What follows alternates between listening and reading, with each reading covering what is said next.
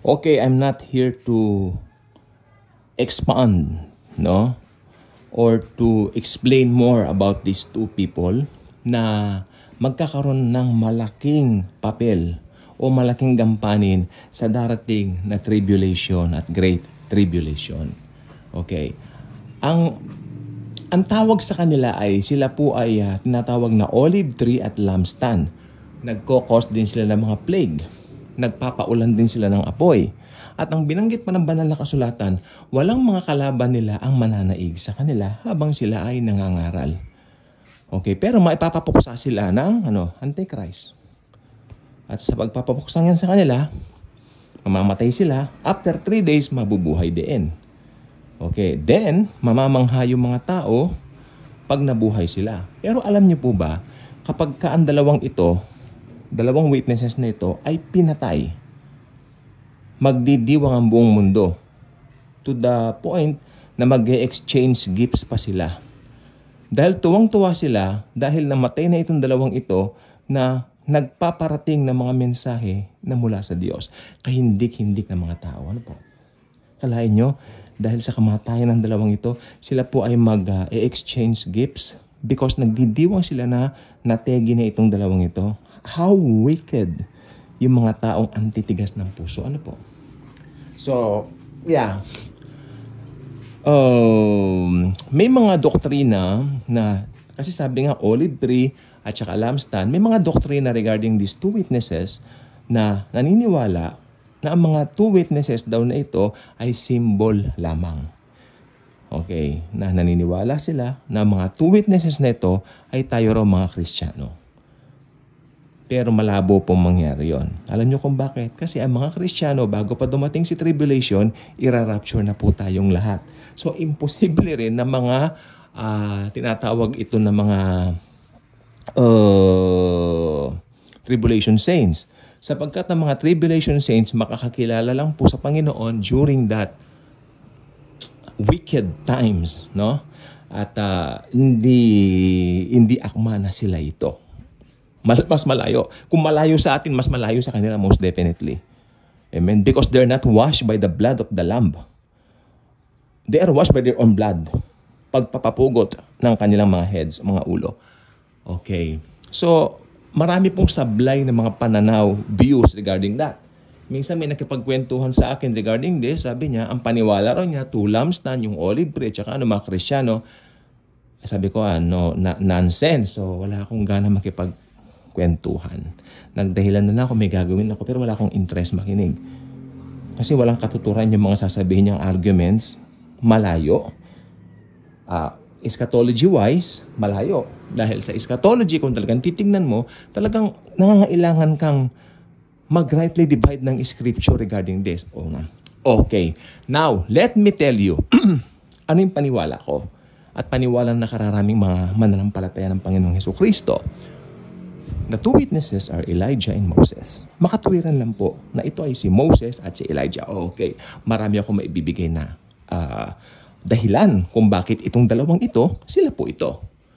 Tingnan niyo yung banggit, nakakapag-cause ng plagues, nakakapag-cause ng magpa-ulan ng apoy. Sino ba yung nakakapag-cause ng plagues sa Old Testament? Si Moises, di ba? I mean, syempre ang Panginoon pa rin ang tumulong sa kanya, but siya yung ginamit para mag-cause ng plague sa buong Egypt.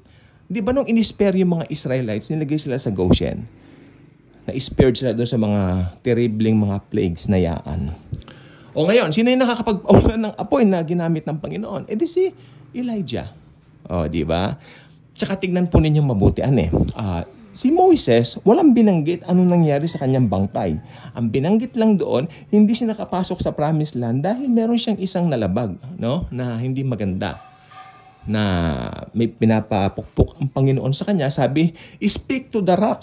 Ang ginawa niya, pinukpok niya ng 2 ulit ni Moises. Kaya hindi po siya nakapasok dito sa promised land. Okay. Naiiyak ako doon para sa kanya. Naiiyak ako kasi, di ba ang tagal lang hinintay, hindi siya nakapasok. Nung ending ng 10 Commandments ni Charlton Heston, kung talagang i-analyze, maiiyak ka eh. Tapos sabi niya, go, pumunta na kayo. Naiwan na siya, nandoon na siya.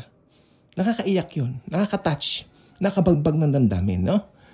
Pero, Talagang ganon. At ang sabi ng Bible, at ang Diyos na ang naglibing sa kanya. Pero, hindi natin alam kung ano po talaga ang nangyari.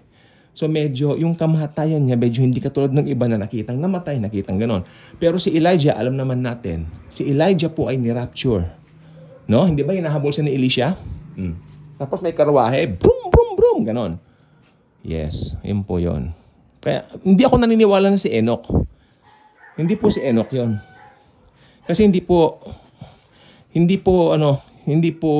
kumbaga, yeah, si Enoch, wala pang mga Hudyo ng panahon na yan Oo, hindi po siya. Mga Hudyo po talaga itong dalawang witnesses.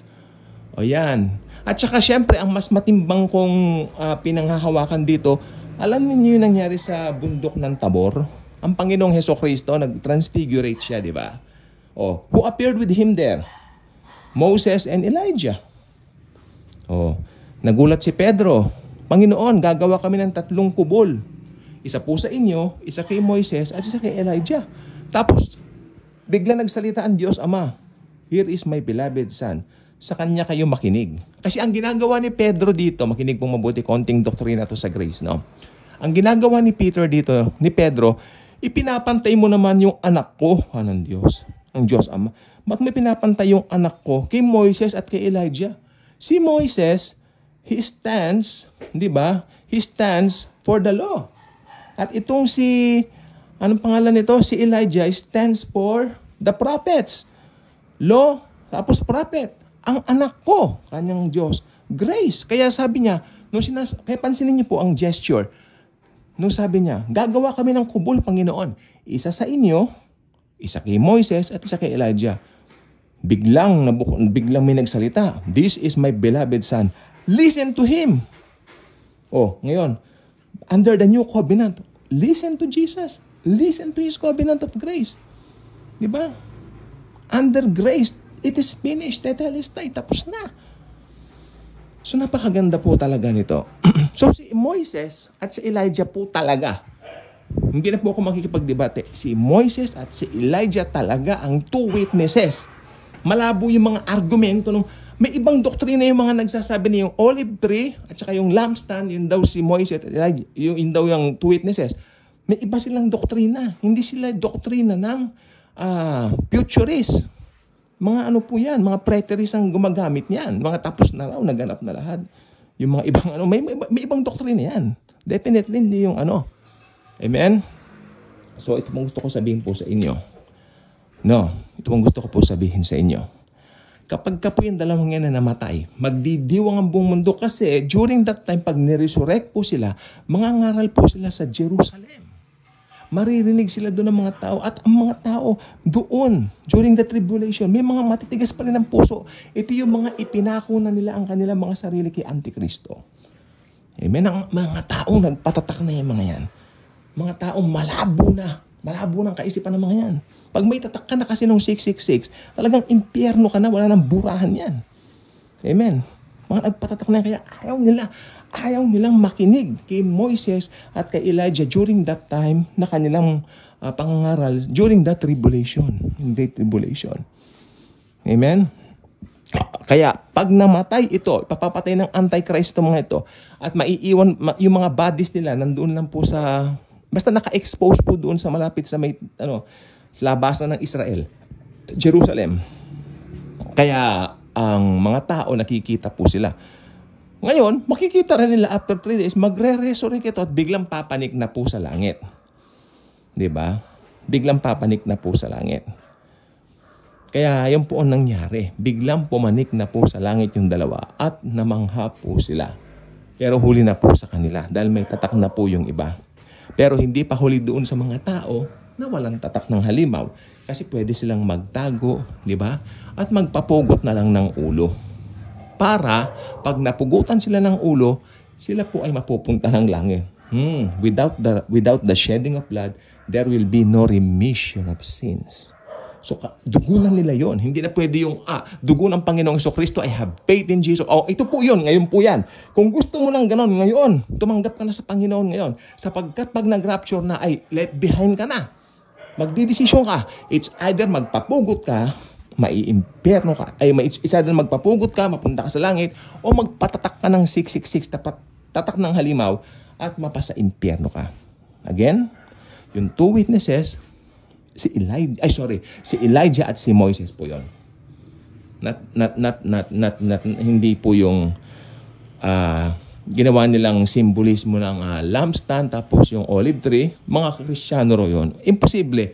Mga Kristiyano po na dagit na during that time. Yung mga naniniwala po na yung two witnesses ay lampstand at saka olive tree, mga Kristiyano ro yun. Naniniwala sila. Itong paniwala nila. Ang paniwala nila, magdaranas ng tribulation yung mga Kristiyano. Mali po yun. Napakabuti ng Panginoon. Bago dumating si tribulation, dadagitin na po tayo. Ira-rapture po tayo. Ang rapture, kay Pablo lang po inireveal. Hindi inireveal yan sa mga disciples ni Jesus. Nireveal lang yan kay Paul. Dahil si Paul, Apostle of Grace. I hope this is very clear to you. Kung hindi nyo naunawaan agad, i-play nyo itong video ito. Yung two witnesses, si Moises at si Elijah. Bye-bye.